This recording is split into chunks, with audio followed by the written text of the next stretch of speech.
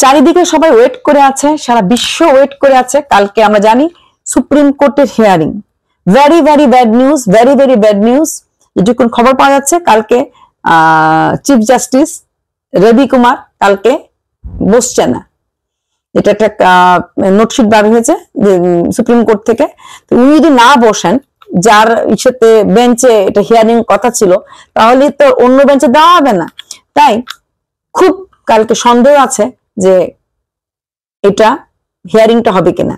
যে হিয়ারিং এর দিকে, সুপ্রিম কোর্টের কোনো কাজের দিকে পুরো বিশ্ব তাকিয়ে আছে, তিলোত্তমা ছাড়াও সমস্ত লোক তাকিয়ে আছে, তিলোত্তমাও তাকিয়ে আছে, সবাই তাকিয়ে আছে। সেটাই কালকে বসবে না, কারণ উনি কালকে বসবেন না। তারপর সে ডেটটা কবে দেবে, কদিন পরে দেবে জানি না। মানে আন্দোলনটা চালিয়ে যেতে লাগবে। এমনকি সিবিআই কোনো কিছুই বলছে না, না কোনো মিটিং, না কোনো মিডিয়া কনফারেন্স বা কোন রকম কি পেয়েছে না পেয়েছে কোনো কিছুই আমরা জানতে পারছি না, কোনো আভাসও দিচ্ছে না। এদিকে সবাই তাকিয়েছিল যে সুপ্রিম কোর্টে হিয়ারিং হলে কিছু কথা উঠবে, সিবিআই গত 18 দিনে কি কি পেয়েছে না পেয়ে জানতে পারা যাবে। সেখানে দাঁড়িয়ে আজকে আমরা সবাই বিধ্বস্ত মন নিতে বাধ্য করলাম। এবার আসছে কালকের ঘটনা, নিজাম প্লেসে আগুন লাগা। কালকে যখনই আমরা জানতে পারলাম যে আফজল খান, সেই যার ভয়েস অনেক মোটা, যার ভয়েস অনেক মানে উচ্চ স্বরে যে কথা বলে, তার অ্যারেস্ট হওয়ার সাথে সাথেই আমরা সবাই জানি নিজাম প্লেসে সিবিআই লোকরা আছে, সেখানেই নাকি টিভি সার্কিট থেকে আগুন লেগে যায়। এর আগের দিন রাতে সন্দীপ ঘোষ অ্যারেস্ট হয়েছে, তারপর বিপ্লব সিং, তারপর ওর সুমন, ওরা অ্যারেস্ট হলো। লাস্ট অ্যারেস্ট হয়েছিল আফজলের খুঁজে পাওয়া যাচ্ছিল না। তারপরেই এখানে আগুন লেগে যায়। ভেবে দেখুন কতটা পরিকল্পিত ভাবে এরা কাজগুলি করছে। এখানে দেবাশিস সোম, যে কিনা মেইন হেড ছিলেন সেটাতে, ওর পোস্টমর্টমে, ওনার অবস্থা খারাপ, উনি অ্যাপোলোতে আছেন। কিভাবে উনি অসুস্থ হয়ে পড়লেন? নাকি ওনাকে ডাকলে বা ওনাকে যদি ইন্টারোগেট করা হয় অনেক কিছু বেরিয়ে আসতে পারে। তাই উনি প্রচন্ড ভাবে ফুড পয়জনিং হয়ে হসপিটালে মারাত্মক অবস্থাতে, ফুড পয়জনিংটা ভুল, পয়জনিংটা ঠিক, ফুড ওয়ার্ডটা আমি এক্সট্রা ইউজ করেছি। পয়জনিং হয়ে উনি মারাত্মক ভাবে অসুস্থ, হসপিটালিস্ট, অ্যাপোলোতে ভর্তি। তো উনি যে সুস্থ হয়ে কিছু বলবেন সেই ক্ষমতাটুকুন ওনার এখন নেই। প্রতিটি মুহূর্তে আটকে দেওয়া হচ্ছে। মেয়েটি যখন অ্যারেস্ট করা হলো সেই সঞ্জয় রায়কে, তখন ম্যাট্রেসের নিচে পাওয়া গেছে, ম্যাট্রেসটা ওঠানোর পর পাওয়া গেছে সেই হেডফোনটা, অথচ ম্যাট্রেসের উপরে বেডশিটটা টান টান ছিল। নীল চাদর, সবুজ চাদর, নীল চাদরটা পুলিশের কাছে পেয়েছে, সবুজ চাদর দূর দূর তক নাকি পুলিশের কাছে নেই। শুধু তাই না, কালকে ডাক্তাররা একটা বড় মিটিং মিছিল করে বুঝিয়ে দিয়েছে শিক্ষিতরা চাইলে অনেক কিছু করতে পারে। আমরা এতদিন ভাবতাম যে বাঙালি কিছুই করে না, বাঙালি কিছুই করতে পারে না। এই শিক্ষিত বাচ্চা ছেলেরা বুঝিয়ে দিল যদি আমরা ইউনাইটেড হই তাহলে আমরা সবকিছু করতে পারি। কালকে ওদেরকে ব্যারিকেড দিয়ে রাখা হয়েছিল, ওদেরকে ঢুকতে দেওয়া হয়নি। 24 ঘন্টা ওরা ওখানে ব্যারিকেডে বসার পর খুদ বিনীত গোয়েলের হাতে গিয়ে ওনার পদত্যাগ চাওয়া হয়েছে, এবং সেটা দিয়ে আসার পর ডাক্তাররা নিজের হাতে সে রাস্তা সাফ করেছে। বৃষ্টি রোদ সবকিছু উপেক্ষা করে ওরা আন্দোলনে ছিল। যেই ছেলেরা এতদিন শুধু বইয়ের পাতাতে মুখ গুজেই থেকেছে, কেরিয়ার কেরিয়ার কেরিয়ার, আজ কতটা অসহায় হয়ে গেলে পরে আজকে এত বছর পরে বাংলা জেগে উঠেছে। চন্দন সেনের মতো একজন এত বড় ড্রামাটিস্ট, যাকে কিনা কাঞ্চন মল্লিক যেখানে বলেছিলেন যারা সরকার থেকে অ্যাওয়ার্ড পেয়েছেন ওরা সেই অ্যাওয়ার্ডটা ফেরত দেবেন তো। তাই তার ডাকে সাড়া দিয়ে চন্দন সেন বলল, আমার তো দেওয়ার মতো কিছু নেই, মিটিং মিছিল ওভাবে গিয়ে বসতে আমি পারবো না, আমার অ্যাওয়ার্ডটা ফেরত নেওয়ার জন্য ওরা সরকারের কাছে ইমেল করেছে। সুদীপটাও ইমেল করেছে যে ও একটা অ্যাওয়ার্ড পেয়েছিল, সেই অ্যাওয়ার্ডটাও জাতীয় পুরস্কার, সেও বলেছে আমারও অ্যাওয়ার্ড লাগবে না। কাঞ্চন মল্লিকের ডাকে সাড়া দিয়ে এরকম বিভিন্ন নাট্য সংস্থা টিভি সংস্থা থেকে লোক এখন অ্যাওয়ার্ড ফেরত নেওয়ার জন্য সরকারের কাছে মেইল করতে শুরু করেছে। বাহ কাঞ্চন, ওয়েল ডান, ওয়েল ডান। পা চাটা সেলিব্রিটি এরকমই হয়। চটি চাটা বলবো না পা চাটা বলবো? নিজের যেই প্রফেশনে ছিলে সেই প্রফেশনটাকে তুমি ছোট করে দিলে পা চাটতে গিয়ে। সবাই পা চাটা হয় না। লগ্নজিতা খুব সুন্দর করে বলেছে, প্রতিদিনই বলছে, প্রতিদিন ডাক্তারদের পাশে, ডাক্তারদেরকে এন্থু দেওয়ার জন্য এরা বিনা কারণে বিনা স্বার্থে ওদের পাশে বসে, পাশে থাকে, ওদের মোটিভেট করে, গান টান গেয়ে ওদেরকে একটু পাওয়ারটা, হ্যাঁ আছি তোমার সাথে আছি। আজকে বোধহয় খুব সম্ভবত নির্যাতিতার মা এবং বাবা ডাক্তারদের সাথে রাতে বসার কথা, জানি না বসবি কিনা। কারণ সুপ্রিম কোর্টের এই কাগজটা পাওয়ার পর সবারই মন খারাপ হয়ে গেছে।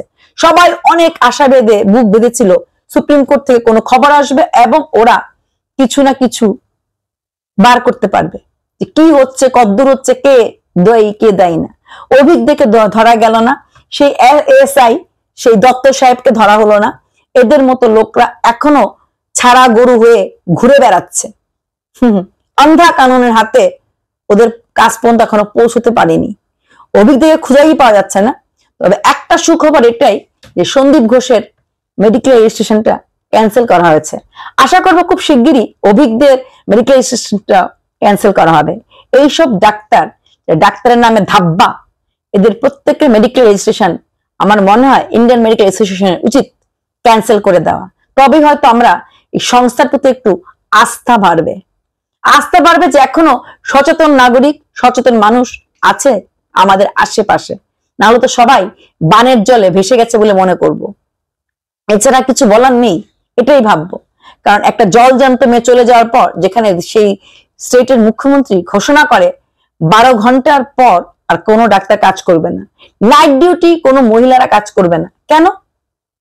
হসপিটালে যদি নাইট ডিউটি কোনো লেডি ডাক্তার না দেয়, নার্সরা কি হবে? নার্সরা মহিলারা না? নাইট ডিউটিও কি কোনো মহিলারা করবে না? ডাক্তারদের যদি এভাবে লেডি ডাক্তার যদি না দেয়, তাহলে এখানে একটা অ্যাপয়েন্টমেন্টের সময় একটা বিশ্রী ব্যাপার হবে। এটা ঘোষণা করা হবে কি যে কোনো এমএলএ, কোনো মিনিস্টার, কোনো জায়গায় কোনো রকম মিটিং মহিলা হলে সন্ধ্যার পর করতে পারবে না?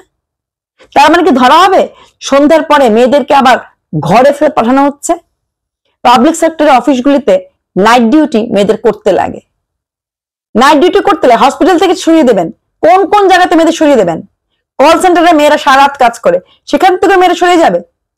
সমস্ত জায়গা থেকে মেয়েদেরকে রাত্রেবেলা বাড়িতে পাঠিয়ে দিয়ে মেয়েদেরকে সেই আবার ঘরের মধ্যে তালাবন্ধ রাখার চেষ্টা করছে। চাকরির ক্ষেত্রে যখন দেখা যাবে মেয়েদেরকে নেওয়া যাচ্ছে না, সরকারের পারমিশন নেই, তখন অটোমেটিক্যালি মেয়েদের চাকরি ব্যাপারটা, we don't want reservation, we want equality. আমাদের এটাই এখন লেটেস্ট চলছে। আমরা উইকার সেক্স বলে নিজেকে পরিচিত করতে চাই না। আমরা তোমাদের সাথে পায়ে পায়ে জেগে লড়াই করতে পারি, লড়াই করতে চাই। এইভাবে মেয়েদেরকে পিছনে পাঠিয়ে দেওয়া হচ্ছে, তাহলে মেয়ে নারী জাতি পিছিয়ে পড়ছে আবার। তাহলে যদি রাত সন্ধ্যার পর যদি কোনো মেয়েরা কোনো জায়গায় ডিউটি করতে না পারে, কোনো কাজ করতে না পারে, তাহলে সন্ধ্যার পরে মহিলা মন্ত্রীরা কি কাজ করতে পারবে? ওহো, ওরা তো সিকিউরিটি গার্ডে থাকে। উচিত সন্ধ্যার পর কোনো মহিলা মন্ত্রী, সন্ধ্যার পর কোনো রিপোর্টার, সন্ধ্যার পর কোনো এমএনসি ওয়ার্কার, সন্ধ্যার পর কোনো কল সেন্টার, সন্ধ্যার পর কোনো পাবলিক সেক্টর, কোনো মহিলা কাজ করতে পারবে না। সন্ধ্যার পরে মেয়েরা হোস্টেলে থাকবে, সেখানে সেফটি থাকবে তো? মেডিকেল কলেজে না হয় ডিউটি করলো না, হসপিটালে ডিউটি করলো না, হোস্টেলে তো মেয়েরা থাকবে, মেডিকেল কলেজ হোস্টেলে, সেখানে সেফটি থাকবে তো? সেফটির ভাগ কি ভার নিতে পারবে? কিভাবে, কোথায় 2024 দাঁড়িয়ে, এই শতাব্দীতে দাঁড়িয়ে বলতে হচ্ছে যে মেয়েরা ব্যাক টু হোম? বলা হচ্ছে না তোমরা যাও, তোমরা এগিয়ে যাও, তোমাদের সুরক্ষার দায়ভার আমরা নিলাম। এটা না আবার বলা হচ্ছে তোমাদের সুরক্ষা বার এটাই, তোমরা সন্ধ্যার পর ঘর থেকে বেরোবে না, তোমরা কোনো বড় জায়গায় বড় পোস্টে কাজ করতে পারবে না। নর্মাল 10টা 5টা অফিসেও অনেক সময় লেডি অফিসারদের 8টার সময় ঘরে আসতে লাগে। অনেক মহিলা ট্রাফিক পুলিশে থাকে, রাত্রে 8টার পরও ডিউটি শেষ হয়, সে 8টাটা কিন্তু রাত্রি হয়। ওদের ঘর যদি দূর হয় 10টার সময় ঘরে গিয়ে পৌঁছয়, তাহলে সেখানে ট্রাফিক পুলিশ রাত 8টার পরে বাড়ি থাকতে পারবে তো? নাকি তখন সন্ধ্যা হয়ে গেছে বলে সেই ট্রাফিক পুলিশরা বা পুলিশ অফিসার, লেডি পুলিশ অফিসাররা কোন ডিউটি করতে পারবে? কারণ রাত্রে হয়ে গেছে তো, ডিউটি করবো না, রাত্রে পুলিশ অফিসার ডিউটি করতে পারবে না। এই কথাগুলির কোনো মূল্যায়ন করা যায় কি? কি বলতে কি বলে সে বোঝে কি? মেয়েদেরকে এগিয়ে যাওয়ার নামে পিছিয়ে নেওয়া হচ্ছে, কেননা নিজের ফেলিয়ার ঢাকার জন্য। সঞ্জয় রায় একা 30 মিনিটে এতগুলি কাজ করতে পারে না, এটা প্রমাণ হয়ে গেছে। এবং শোনা যাচ্ছে মেয়েটির ডায়েরির পাতা কিছুটা ছিঁড়ে ফেলা হয়েছে। আমরা সবাই জানি মেয়েটাকে সেই লাস্ট নাইটেও মেয়েটা ডায়েরি লিখেছিল এবং বলেছে আমি পরীক্ষাতে গোল্ড মেডেল পেতে চাই। সেখানে দাঁড়িয়ে থেকে মেয়েটার মাঝখান থেকে পাতা ছিঁড়ে ফেলেছে কেন? কি এমন লেখা ছিল যেখানে পাতাগুলি ছিঁড়ে ফেলা হয়েছে? অবশ্যই সিজার লিস্টে ডায়েরিটা জমা পড়েছিল। তবে পুলিশ সঞ্জয় রায়ের কাছে কোনো কিছুই মানে ছাড়ছে না কোনো দিক দিয়ে। সঞ্জয় রায়ের মোবাইল, সঞ্জয় রায়ের সবকিছুই আবার CFSL পাঠানো হয়েছে। পুলিশ বলতে এখানে আমি সিবিআই বলতে চাইছি। সিবিআই আবার সঞ্জয়, পুলিশ শুধু হেডফোন নিয়েই পড়েছিল, কিন্তু সিবিআই তার মোবাইল পাঠিয়েছে CFSL। মোবাইলের মধ্যে কিছু লেগে আছে কিনা বা কোথায় কারোর সাথে কানেক্ট হয়েছে কিনা সবটা চেষ্টাই করছে সিবিআই। কিন্তু সিবিআই যখন ঘরটা পুরো লেপাপুচু হয়ে যায়, পুরো ঘর টান টান করে গুছিয়ে নেওয়া যায়, তখন চেষ্টা করলে কি পাওয়া যায়?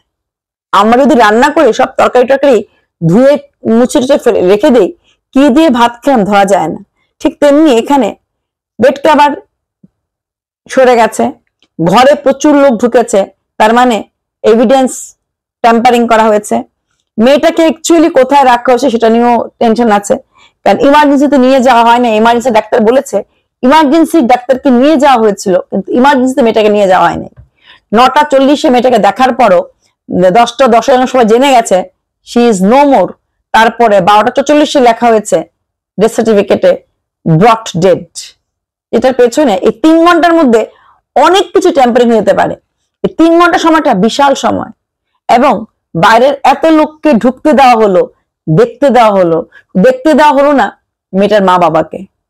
3 ঘন্টা লোক দেখে ফেলার পরও মেয়েটার বাবা মাকে আরো 3 ঘন্টা সময় ওয়েট করতে হয়েছে তার মেয়েকে দেখার জন্য।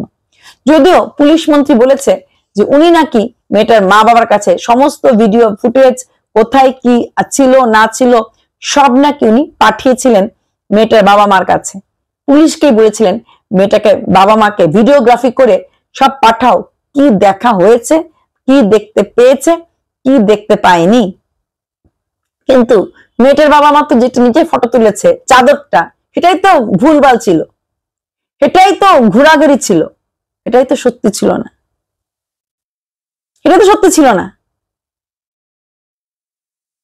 এই কথাগুলি উত্তরটা দিতে পারবে কি? নাকি আমরা শুধু দুর্নীতি যুক্ত লোকগুলিকে দেখব? দুর্নীতির বলি যে মেয়েটা হলো, সেই মেয়েটা কার জন্য বলি হলো, কে বা কারা তাকে এই নির্মম ভাবে বলি দিল, তাদেরকে পাবো না? এটাও একটা বিশাল প্রশ্ন দাঁড়িয়ে আছে আমাদের মনের মধ্যে।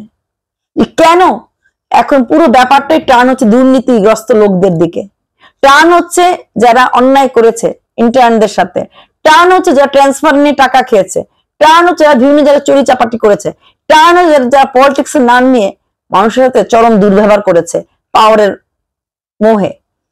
সেখানে দাঁড়িয়ে সেই মেয়েটা যে বলি হলো, সেই বলিটা কি একজনই করলো না একের অধিক ছিল? অধিক থাকলে কারা ছিল ওইটা কিন্তু আমি জানতে পারছি না।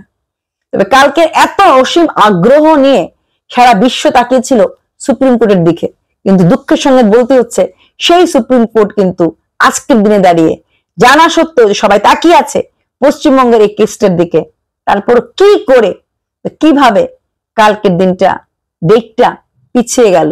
তবে কি তারিখ পে তারিখ চলতে থাকবে, নাকি আমরা সুস্থ হিয়ারিং পাবো? কারহা ঘুষতে অনেক শোনা যাচ্ছে এই জাজের সাথে নাকি অনেকের সাথেই রিলেশন আছে, মানে ভালো সুসম্পর্ক আছে। সুসম্পর্ক থাকতেই পারে মানুষ হিসাবে, জাজের সেই সুসম্পর্কের জন্য উনি নীতি থেকে দূরে চলে যাবেন না তো, ও সুনীতি থেকে সরে গিয়ে দুর্নীতিকে প্রশ্রয় দেবেন না তো। তাহলে কি কি ভেবে উনি কালকে হিয়ারিং এ বসছেন না, ওনার বেঞ্চ কালকে হচ্ছে না, এটা একটা বিশাল প্রশ্ন আমাদের সবার মনের মধ্যে। জানি না তিলোত্তমা বিচার পাবে কিনা, জানি না অভয়ারা নির্ভয়ে ঘুরতে পারবে কিনা। আমাদের মতো মারা, আমাদের মতো মহিলারা ঘরে বসে শুধু ভাবতেই পারবো, ভাবতেই থাকবো কবে কবে আমরা সুস্থ সমাজ গড়তে পারবো, কবে আমরা সুস্থভাবে মাথা উঁচিয়ে বাঁচতে পারবো। বাই।